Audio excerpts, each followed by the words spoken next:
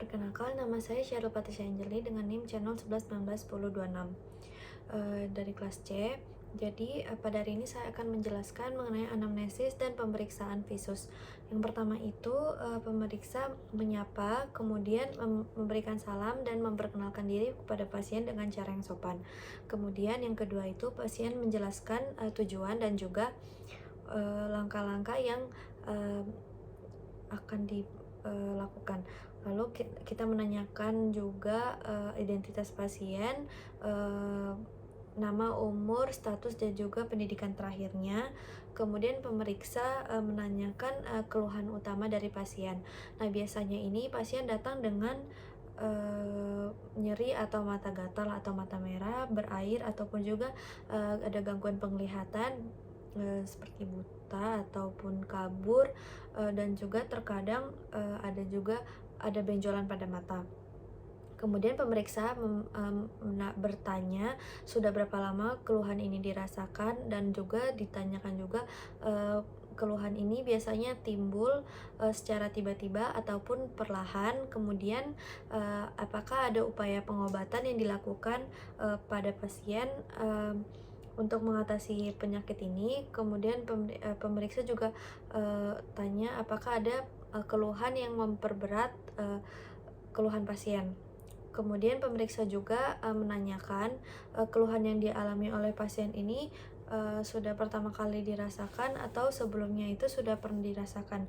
Kemudian pemeriksa juga menanyakan keluhan lainnya, apakah ada rasa nyeri ataupun ada rasa mengganjal ataupun ada rasa berpasir ataupun ada gejala penyerta lainnya. Kemudian pemeriksa juga menanyakan kepada pasien apakah adanya tindakan atau pengobatan yang didapatkan oleh pasien sebelumnya untuk mengatasi keluhan yang dialami oleh pasien.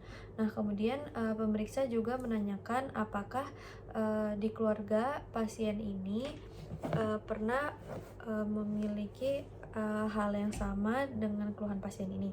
Lalu pemeriksa juga mencatat semua hasil anamnesis yang telah dilakukan.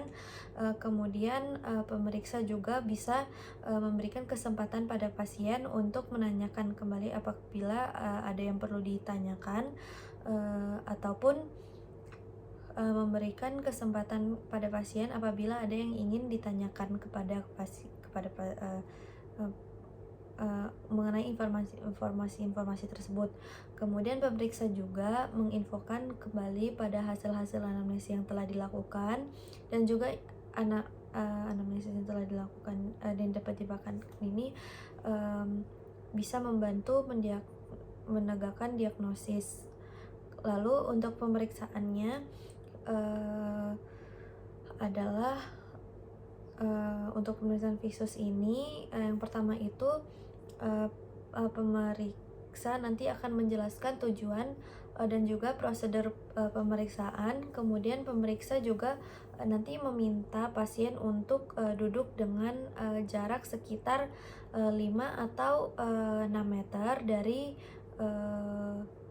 Snellen, dan juga pemeriksa juga mengukur distansia pupil penglihatan dengan menggunakan metode limbus ke limbus. Nah, jadi fungsinya ini pemeriksa dan pasien duduk berhadapan, di mana pemeriksa ini akan memegang penggaris tepat depan mata pasien. Untuk distansia pupil, penglihatan jarak jauhnya, di sini pemeriksa akan meminta pasien untuk melihat mata kanan, lalu apakah sejajar dengan limbus pada bagian temporal mata kanan.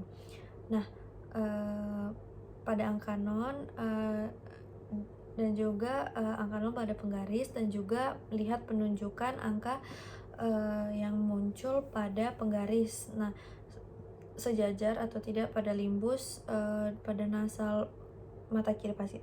Kemudian untuk distansia pupil untuk penglihatan jarak dekat, di sini kita nanti akan meminta pasien untuk menfiksasi mata ke glabella ke glabella pemeriksa apakah dia sejajar dengan limbus temporal mata kanan pasien, dan pada angka 0 pada penggaris. Kemudian kita lihat penunjukan angka pada penggaris apakah dia sejajar dengan limbus bagian nasal mata kiri pasien. Nah, setelah itu kita lihat kondisi mata pasien, apakah kondisi mata pasien ini ada infeksi ataupun inflamasi, dan juga nanti bila ditemukan adanya infeksi atau inflamasi, di sini kita meminta pasien untuk menutup selasa mata pasien dengan menggunakan telapak tangan tanpa menekan bola mata. Kemudian apabila tidak ditemukan adanya infeksi ataupun inflamasi pada kondisi pasien ini, nah kita di sini meminta pasien untuk menggunakan trial frame, di mana distansi pupilnya itu sudah diatur sesuai.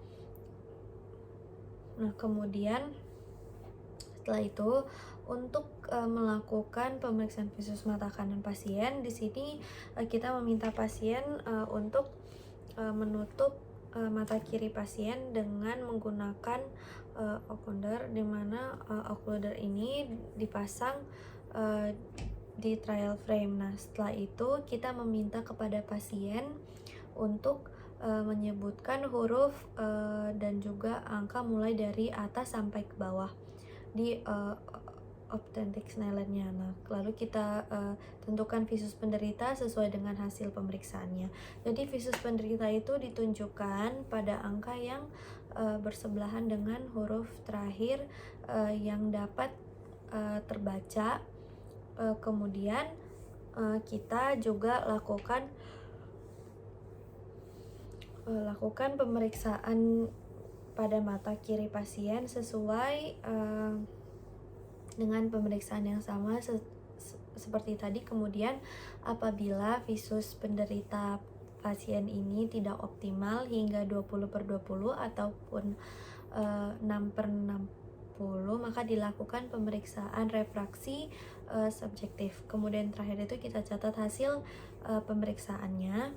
Jadi untuk VOD ataupun visus oklusi dextranya itu dia 20/20, sedangkan untuk VOS atau visus oklusi sinistranya itu dia adalah 20/60.